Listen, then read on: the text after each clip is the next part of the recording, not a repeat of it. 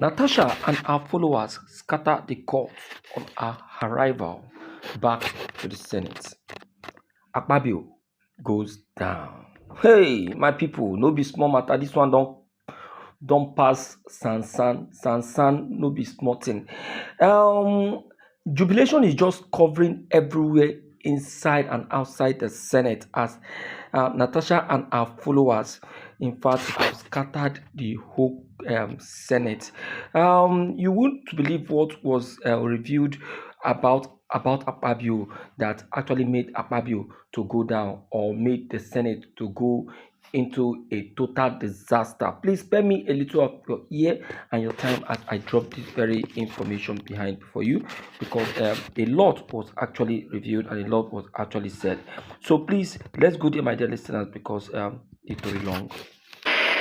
In 2010, the Sixth National Assembly summoned the courage to stand against the power hijacking cabal and restore Nigeria to the path of constitutionality by invoking the doctrine of necessity. In 2011, the House of Representatives of the Seventh National Assembly had the courage to elect its leaders, as did the Senate of the Eighth National Assembly in 2015, defying executive interference. This National Assembly, the 10th, has by its unconstitutional endorsement of the President's abuse of powers proven to be the most spineless in our recent history.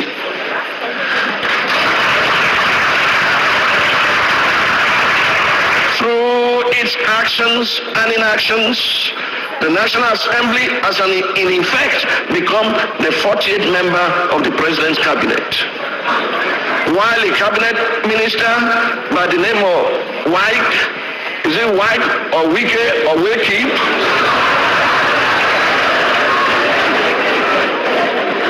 Why a cabinet minister has more or less become a third-time state governor in Rivers State, pampered by the indulgences of the president.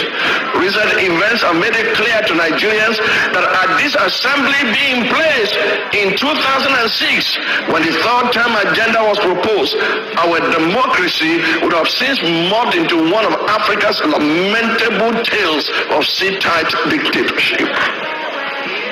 To the President of the Nigerian Senate, who has not heeded the call to subject himself to an unbiased investigation, to clear his name of the allegations leveled against him, and under whose leadership the National Assembly has become a carry-go legislature, hiding under the umbrella of technicalities and a dubious voice voting system, and leave you and your conscience with the words of Frederic Bessiert, former deputy of the French National Assembly.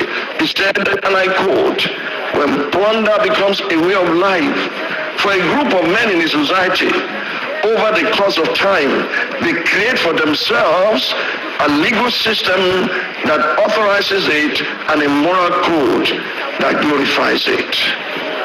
To the President of the Federal Republic of Nigeria, under whose brand of politics the institution of legislative oversight is collapsing and our democracy is faced with an existential threat, I say, Mr. President, Nigeria is too delicate for this kind of politics. If this state capture was what you meant by Emiloko, it is an anticlimax that can only be counterproductive at the end. I urge you, Mr. President, to think deeply and reflect on these words. No man is wise enough, nor good enough to be trusted with unlimited power. Mr. President, please stop playing God. The lady she made some statements in the Senate. She disrespected. She was suspended for misconduct. What do you mean by misconduct? There's a video that's going around where she talked about how, yes, she said it was because of misconduct, but people have fought in that Senate and they were not suspended. People have insulted themselves in that Senate and they were not suspended. That's a normal thing that happens in Senate all over the world. So for somebody to say that she was suspended because of misconduct, that's just wrong. Do you understand me? Now we are seeing how it's playing out. We can see that there's politics behind it. People have come out to say that Akpabio is not the saint. That Akpabio is fond of talking to harassing women. They said it.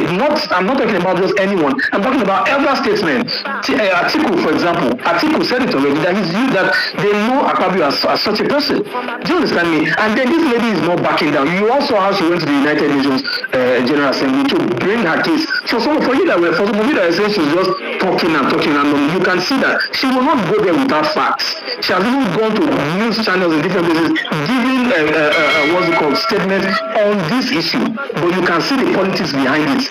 They are trying to say because she's a woman, and then I feel bad because they use women to even stand against another woman. Why would a woman be willing to stand against another woman when you're seeing what's happening? The woman that was standing in front of the people the other day that was saying that they want to call back Senator Akpota, that's a woman standing there. But you are hearing that this one is harassed. You did not go to find out why she was harassed, how she was harassed, the truth about the matter. You're standing there because you're paid a little paid peanuts, and then you're standing there to talk rubbish. Other women come online and to talk bad about the woman. Somebody says she's not the most beautiful woman in the city. What does that even mean? Even if she's the obvious woman in the city, does that mean she should be harassed? Does that mean she should be talked to anyhow? People voted for her. People brought her there to work for them. And then because that man is a senior president, he can say whatever he wants to say to her. Doesn't make any sense. I feel like we should start thinking with our heads instead of thinking with our backs in Nigeria. Do you understand what I'm saying to you? People were gathered to say they want to recall the woman. Somebody brought the documents to INEC. INEC first of all said there were flaws. The next thing, after 2 days, they came back and said there's no more flaws. They are going to start the process. What is going on in the country? Why can we not use our head and see the handwriting on the wall? This is a man trying to fight a woman, and other men are standing behind him. And then women are even coming out to even support them. This woman is being harassed. This woman is speaking her truth. Let them give her the time of the day to prove her evidence. She says she has evidence. Let them give her the time of the day. The other Ebonyi senator that is even talked about now, people started because of her being suspended, is on social media talking rubbish and saying that she is a senator. She shouldn't have talked to him like that. See how petty the whole issue is. It's just the people are looking at their pride over somebody's office.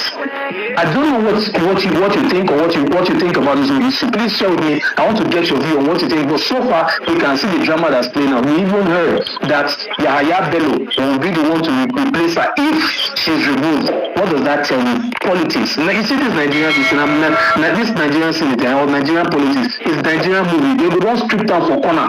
They start acting one series at a time. Then most of us will fall for it.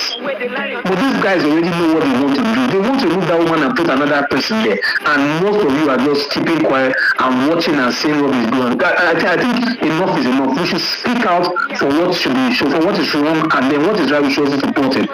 Wow, now they suspend this woman, say 6 months. Akpabio, you are a big disgrace to the Nigeria Senate.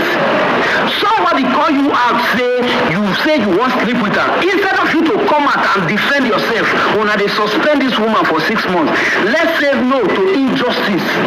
Why? Because these things they happen for different sector of Nigeria. If woman they find work, your guy will want first sleep with her before he give her work. If girl won't pass the exam, lecturer will first sleep with her before they make sure say she pass the exam. Whether she right or she no right to, they go say the girl must sleep with them. Now this thing don't happen for inside Senate House. The next thing, Akpabio come they even preside. How can you preside over your own case? Somebody they accuse you of something. Now you see they preside over your own case. In a very good country, in a sane country, Akpabio is supposed to step aside. Let another person be in charge of that matter. How can you be the judge in your own case? How now? You don't see where person they convict you yourself. So I call on all the women. It is time for all the women to come out and speak one voice, because injustice to one is injustice to all. I stand by all the women, and I stand with Natasha. She must get justice. You see that suspension one that they give her? That suspension is invalid. Instead of suspending Natasha, let Akpabio come out and defend himself. Then they tell say. Now, my dear listeners, you can now see This is the voice of the people. Akpabio, you have not really said anything reasonable at all. You're just making a mess and a fool of yourself, if I must say about this. Imagine. And also to those women that are just going up there to say nonsensical that doesn't make sense. Now, can you people put yourselves in these ladies' shoes? Can you put yourselves in these ladies' shoes? A man like Akpabio trying to harass her, and you are there, so of you to stand and speak in support of her. You are speaking in support of a criminal like Akpabio. Is it the first time Akpabio is harassing women? I have said this many times here in this very channel that this is not the first time Akpabio is harassing women. He has harassed women while he was a governor of Akwa Ibom. He has harassed women while he was the chairman of NDDC, commissioner of NDDC. He has harassed women now in the Senate. Why are you people doing this? You know the truth, and you are just trying to play politics with the life of a woman like you. I'm ashamed. I'm embarrassed by what those women out there in the Senate are saying that Natasha is not even ashamed, and that she's coming up to say that she's been embarrassed in the Senate, that if she is the Senate president, will she be coming up to be saying something like, see, let me tell you, even if she's the Senate president, she will still come up to say it, because you see, in Nigeria, a lot of illegality is going on. Abnormality in Nigeria is what is thought to be normal, which is wrong, and that is one thing the whites are actually against. My dear listeners, let us share this video. Let everyone have a clip of it. Injustice in Nigeria must come to stop. If you and I can keep our hands together, clip together, and voice out to the nation, all this evil will just come to an end under one day. Let's share it. Thank you.